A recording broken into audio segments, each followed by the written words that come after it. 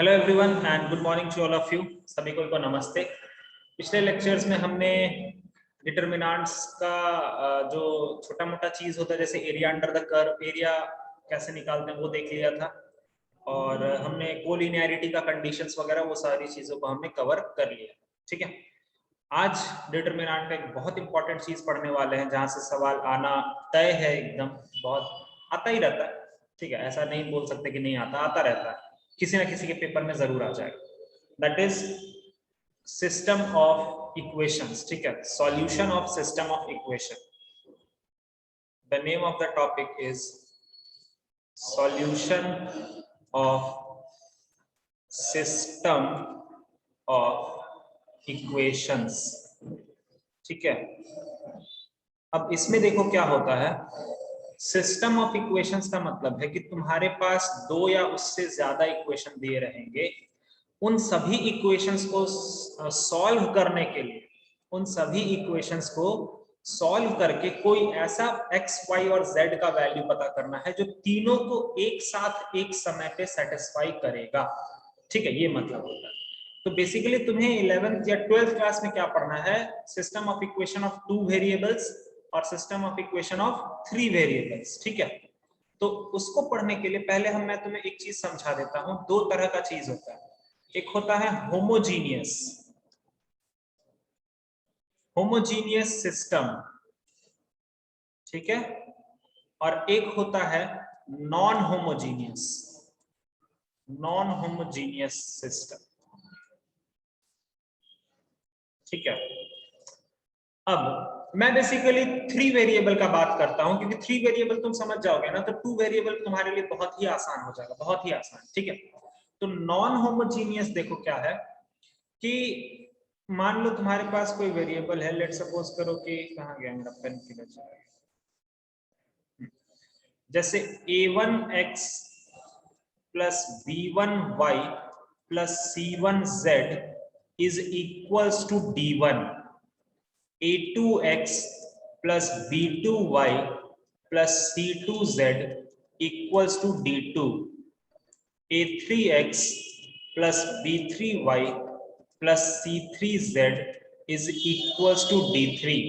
ठीक है, यहां पर d1, d2 और d3 अगर मान लो d1, d2 और d3 नॉट इक्वल्स टू 0 होगा, then that system is known as non homogeneous system. उस इक्वेशन, उस सिस्टम को बोलेंगे नॉन होमोजीनियस सिस्टम। ये तुम्हें तब और अच्छे से समझ में आएगा अगर मैंने होमोजीनियस पहले तुम्हें बता दिया तो। होमोजीनियस का मतलब क्या होता है कि a1x plus b1y plus c1z is equal to 0, a2x plus, wait a minute,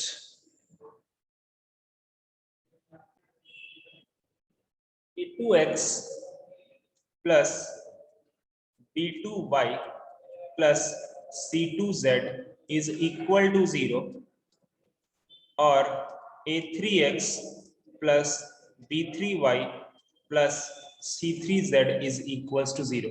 तुम्हें अपने आप फर्क दिखेगा होमोजीनियस और नॉन होमोजीनियस के बीच में। होमोजीनियस का मतलब होता है कि सिस्टम ऑफ इक्वेशन तुम्हारा सिर्फ 0 के बराबर ही होगा, सिर्फ 0 के बराबर।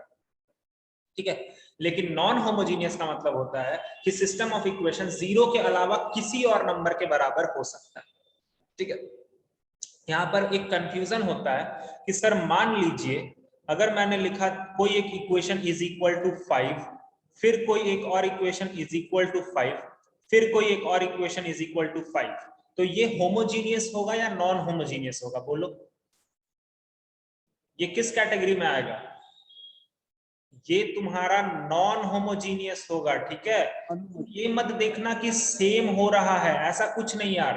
होमोजीनियस के लिए सिर्फ और सिर्फ तुम्हारा क्या होना चाहिए? 0 बस, और कुछ भी नहीं होना चाहिए। अगर कुछ और हो गया 0 के अलावा तो सीधा वो किस में चला जाएगा? Non homogeneous system of equation में। ये होमोजीनियस और नॉन होमोजीनियस समझ में आया? होमोजीनियस और नॉन होमोजीनियस समझ में आया सभी लोगों को? बोलो। हाँ सर। हाँ सर। ठीक है, अब मैं पहले तुम्हें नॉन होमोजीनियस से रिलेटेड चीजें पढ़ा देता हूं। फिर आगे हम बढ़ेंगे। तो देखो कैसे सॉल्व करते हैं। To solve non homogeneous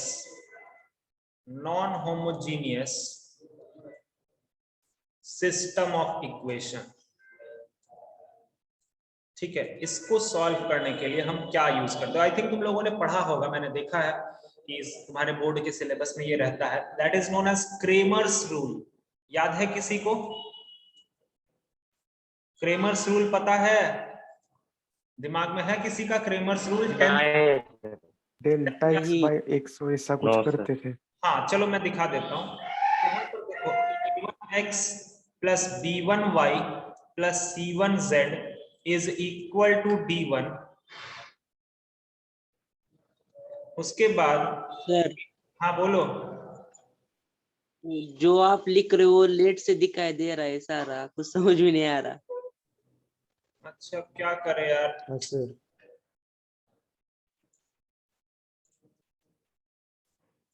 sir दिख तो रहा है भैया, हो जाइए। सर बाद में दिख रहा है आप बोलने के बाद। में दिख रहा है।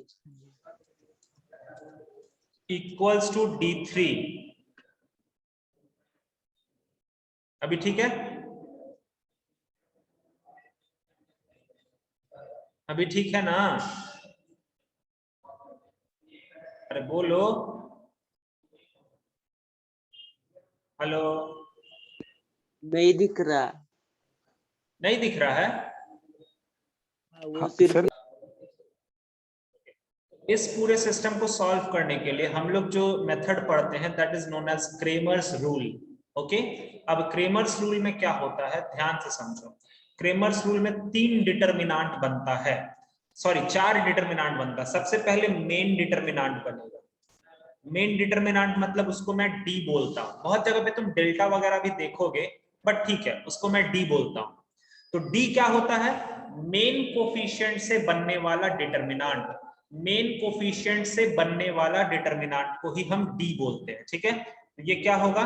ये हो जाएगा a1 b1 c1, a2 b2 c2 और a3 b3 c3। ये मेन डिटरमिनेंट हो गया, ठीक है। अब उसके बाद बनता है dx।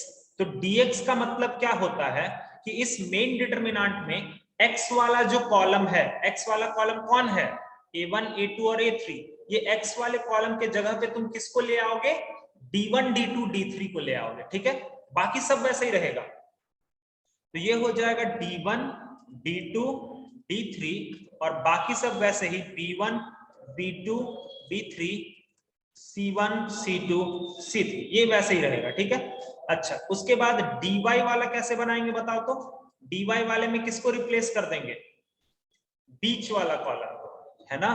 तो ये हो जाएगा d1 d2 और d3, बाकी सब वैसे ही रहेगा a1 a2 और a3 c1 c2 और c3। और अगर मुझे dz वाला बनाना होगा तो dz वाला हम कैसे बनाएंगे? a1 a2 a3 b1 b2 b3 और लास्ट में जो z वाला कॉलम होता है उसको मैं क्या लिख दूंगा? d1 d2 d3। ये 4 डिटरमिनेंट समझ में आ गया? बोलो कैसे बनाएंगे ये 4 डिटरमिनेंट। सबसे पहले d बनाते हैं। d का मतलब होता है मेन डिटरमिनेंट। उसके बाद dx बनाएंगे। dx का मतलब होता है x वाला जो कॉलम है, मतलब पहला वाला जो कॉलम है उसको किससे रिप्लेस कर दो? कांस्टेंट वाले पार्ट से, उधर वाले पार्ट से। dy का मतलब है कि बीच वाला कॉलम, मतलब y वाले कॉलम को कांस्टेंट वाले पार्ट से रिप्लेस कर दो। और dz का मतलब है z वाले पार्ट को कांस्टेंट वाले पार्ट से रिप्लेस कर दो।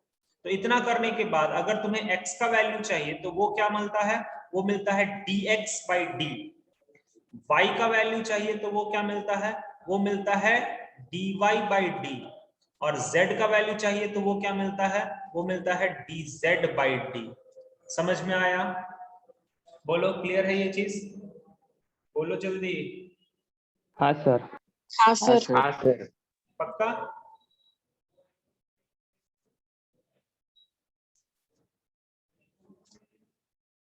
आगे चले।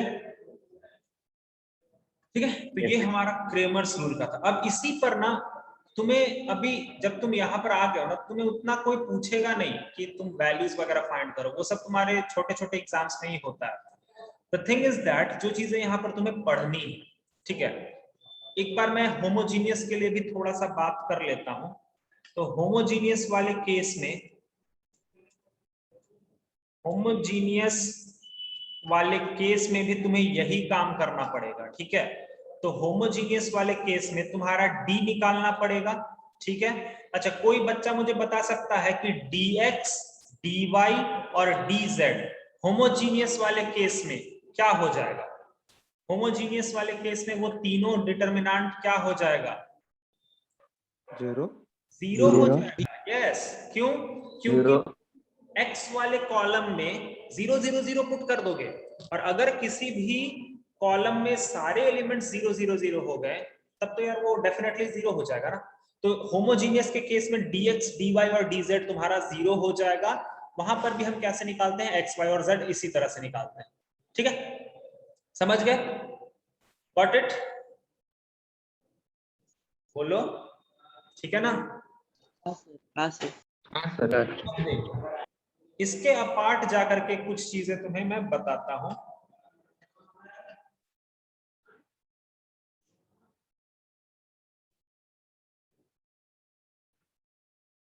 एक होता है कंसिस्टेंट, ठीक है, और दूसरा होता है इनकंसिस्टेंट। ये दो वर्ड को समझो, कंसिस्टेंट सॉल्यूशन या इनकंसिस्टेंट सॉल्यूशन।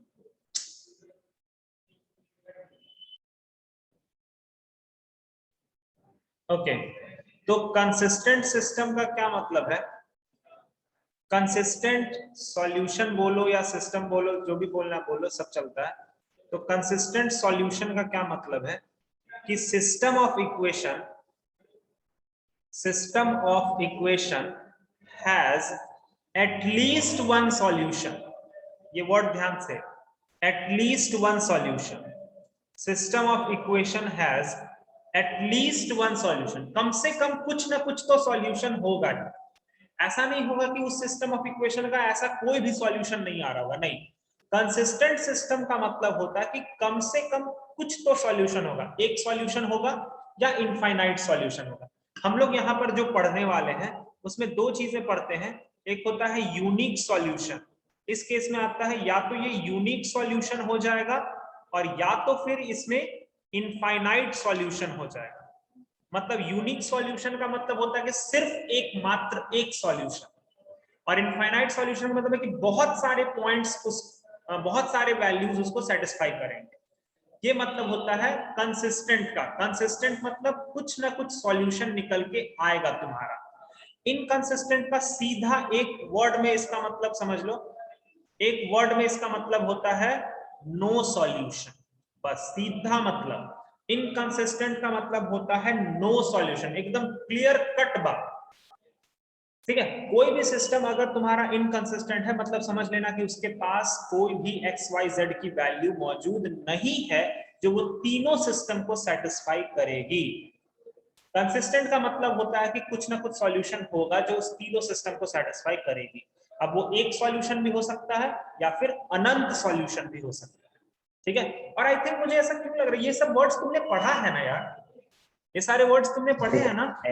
नहीं 9th नहीं क्लास में नहीं पढ़ा है ना ये नहीं चीज? नहीं नहीं।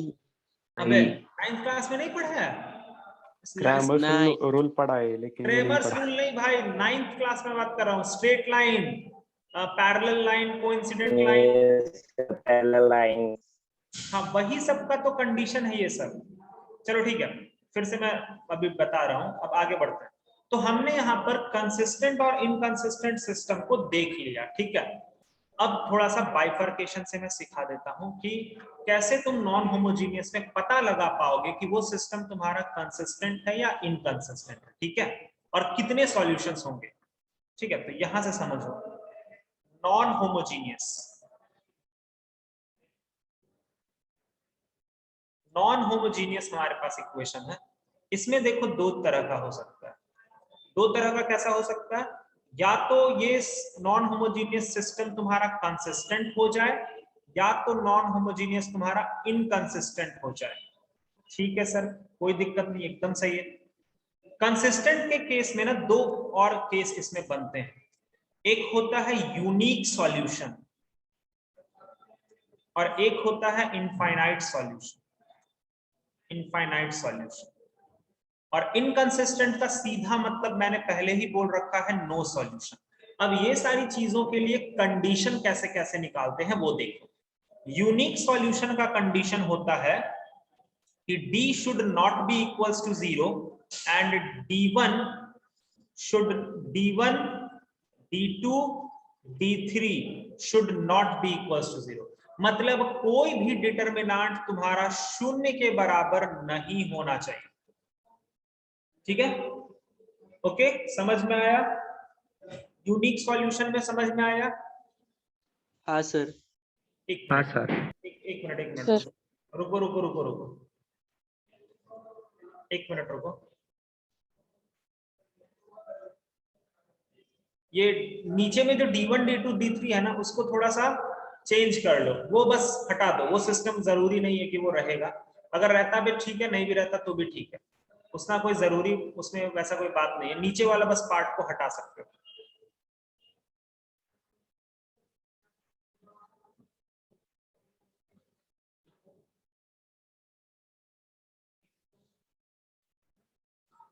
बस इतना ही होता है, d नॉट इक्वल्स टू 0, बस यही जरूरी है यूनिक सॉल्यूशन के लिए, बस d नॉट इक्वल्स टू 0। अगर बाकी सब 0 हो भी जाते तो भी कोई फर्क नहीं पड़ता।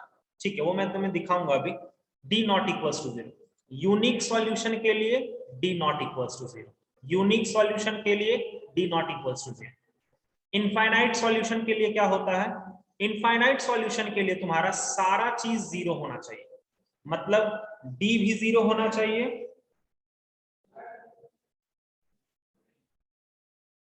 d भी 0 होना चाहिए, अरे यार dx भी 0 होना चाहिए, लिख लो, d भी 0 होना चाहिए, dx भी 0 होना चाहिए, dy भी 0 होना चाहिए, सब कुछ 0 होना चाहिए। dx dy और dz ये सब 0 होने चाहिए। सब कुछ 0 होगा तब तुमको क्या मिलेगा? इनफाइनाइट सॉल्यूशन मिलेगा। ठीक है, अच्छा, इनकंसिस्टेंट वाले पार्ट में क्या होता है? इनकंसिस्टेंट वाले पार्ट में तो यूनिक सॉल्यूशन के लिए क्या जरूरी होता है? d not equals to 0। Infinite solution के लिए सारी चीजें तुम्हारी 0 होनी चाहिए, सब कुछ 0 होना चाहिए, सब कुछ 0 होना चाहिए। और इनकंसिस्टेंट जिसका मतलब होता है नो सॉल्यूशन, उसके लिए क्या होना चाहिए कंडीशन? उसके लिए होना चाहिए d इक्वल्स टू 0। ठीक है, एंड एटलीस्ट any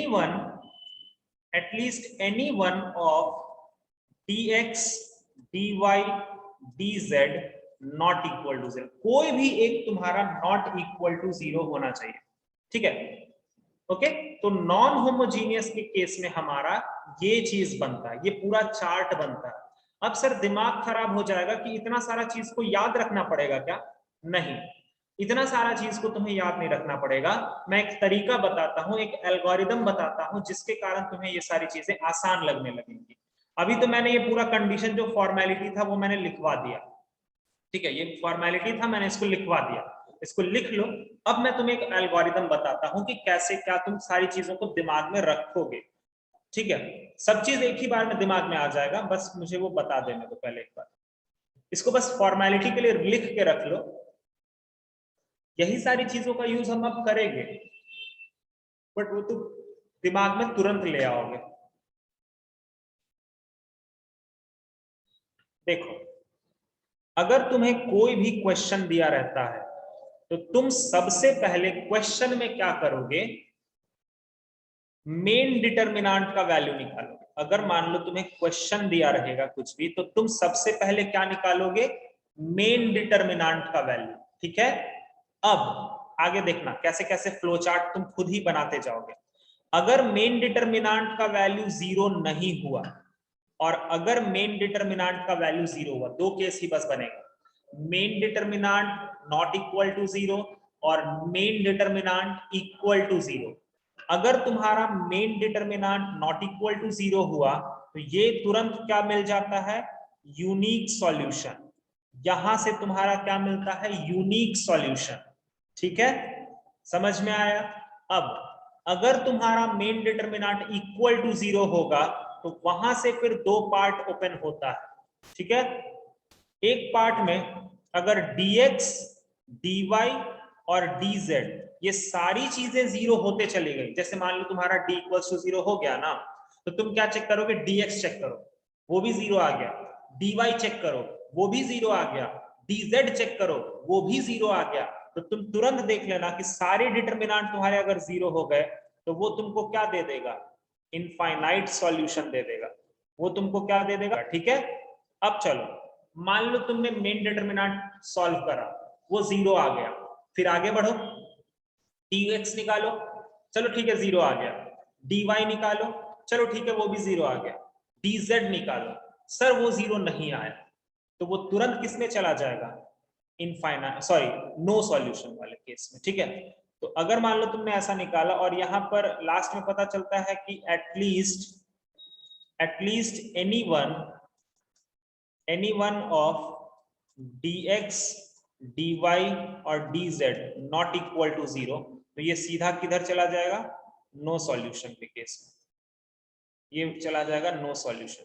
ठीक है, अब सर ये कैसे डिसाइड कर रहे हो आप, तो ये सारा डिसाइड करने का तरीका सिर्फ क्रेमर्स रूल से ही आता है। देखो तुम एक चीज देखो ध्यान से, क्रेमर्स रूल क्या बोलता है कि x का वैल्यू कैसे निकालोगे, तुम उसको निकालोगे dx by d से, y का वैल्यू कैसे निकालोगे, dy by d से, और z का वैल्यू कैसे निकालोगे, dz by d से।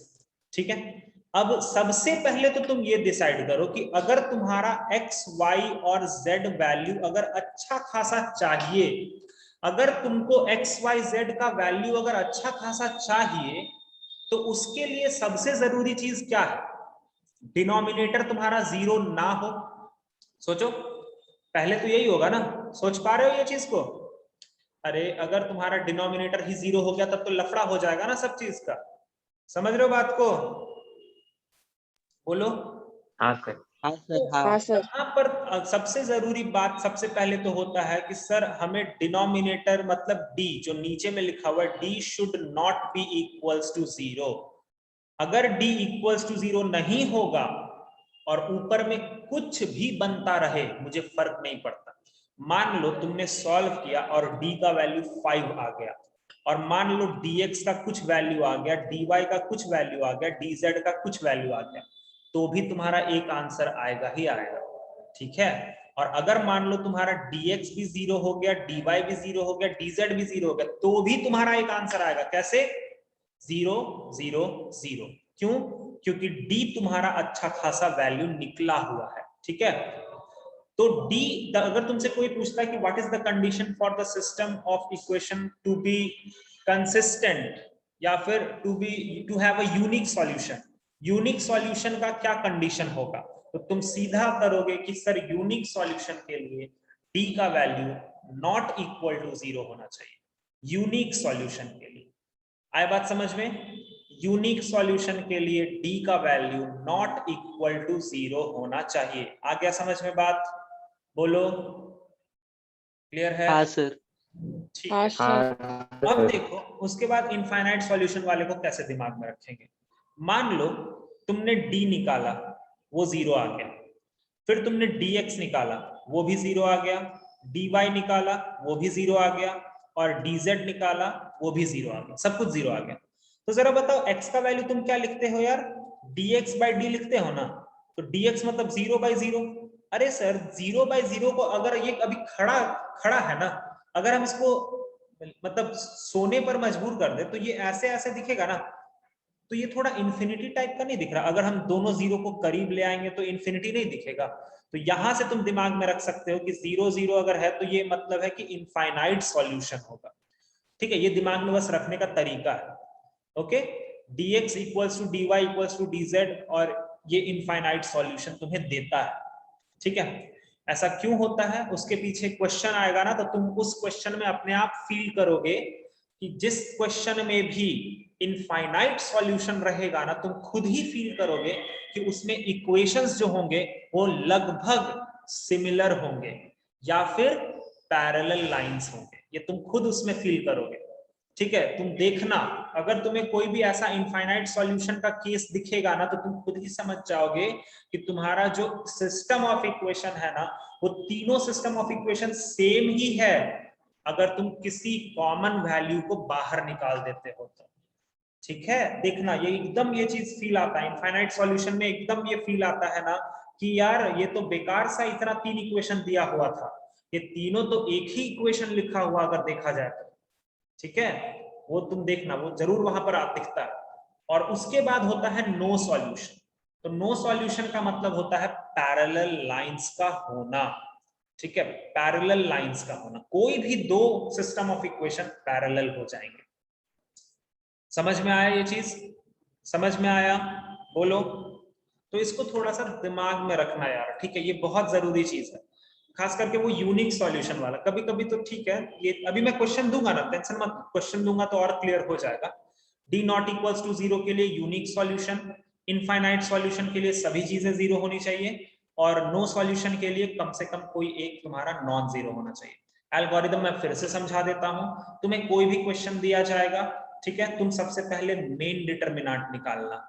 मेन डिटर्मिनेंट तुम्हारा अगर 0 आ गया, सॉरी, मेन डिटर्मिनेंट अगर तुम्हारा नॉन जीरो आया, मतलब कोई नंबर आया, 0 नहीं आया, तो वो तुरंत तुम वहीं पर रोक करके बोलना यूनिक सॉल्यूशन। ठीक है, अब मेन डिटर्मिनेंट तुम्हारा 0 आ गया, जब मेन डिटर्मिनेंट 0 आ जाता है तो फिर हम आगे बढ़ेंगे। आगे बढ़ने का मतलब है dx निकालेंगे, वो भी 0 आ गया, dy निकालेंगे, वो भी 0 आ गया, dz निकालेंगे, वो भी 0 आ गया, तो वो क्या बन जाएगा?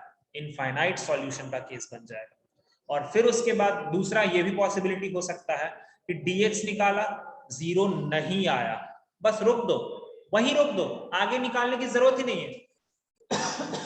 तुमने d को 0 निकाल दिया है, dx जैसे ही पहुंचे पता चला कि लो सर dx तो 0 है ही नहीं, बस सीधा बोल दो तुम्हारा नो सॉल्यूशन। ठीक है, आई बात समझ में? आई बात समझ में? बोलो। हाँ सर। क्लियर है सबको? क्लियर है? चलो फिर वापस से ये हमने तुम्हें पूरा का पूरा चीज पढ़ाया नॉन होमोजीनियस सिस्टम के लिए। नॉन होमोजीनियस के लिए ये चीज बहुत जरूरी है। अच्छा एक चीज और भाई, इसमें ये जो नीचे में मैंने 3 केसेस लिखे हैं, इसमें कौन कौन से केसेस कंसिस्टेंट के हैं बताओ तो? ये यूनिक सॉल्यूशन किस केस में आता है? कंसिस्टेंट के केस में आता है। ठीक है, देखो कंसिस्टेंट का सीधा मतलब होता है कुछ ना कुछ सॉल्यूशन निकल के आना, तो यूनिक सॉल्यूशन का मतलब होता है कंसिस्टेंट। इनफाइनाइट वाले में भी क्या होगा? कंसिस्टेंट। अच्छा नो सॉल्यूशन में क्या होगा? इनकंसिस्टेंट। इनकंसिस्टेंट।